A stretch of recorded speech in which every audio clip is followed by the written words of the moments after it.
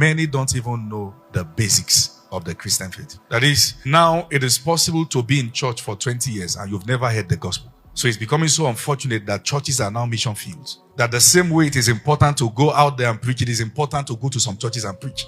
Because they're in church, but they've never heard the gospel. They don't know the person of Christ, his works, what he came for. They cannot explain what Jesus came for. It is not a myth. What I'm telling you is happening in many churches. The average Christian can't tell the difference between Jesus and other gods. Can't explain in simple context a sacrificial work. And you must understand that. If they can't wake you up now and say, tell us about Jesus, what he came to do. What's the purpose of Jesus coming to this earth? And what's the difference between Jesus and Buddha and Jesus and all that? They can't tell. Why?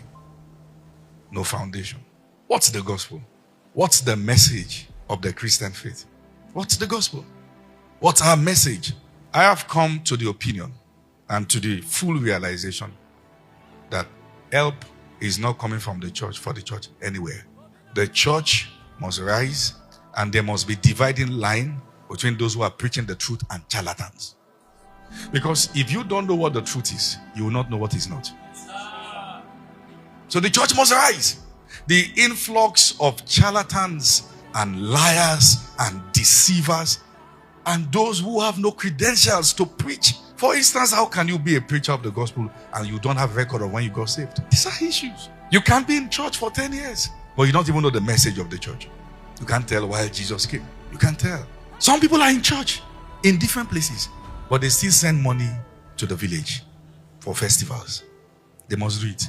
As the firstborn in their house, it is his duty to carry the masquerade now. He will do that in the village and come back to church and shout Jesus. He's confused. He's confused.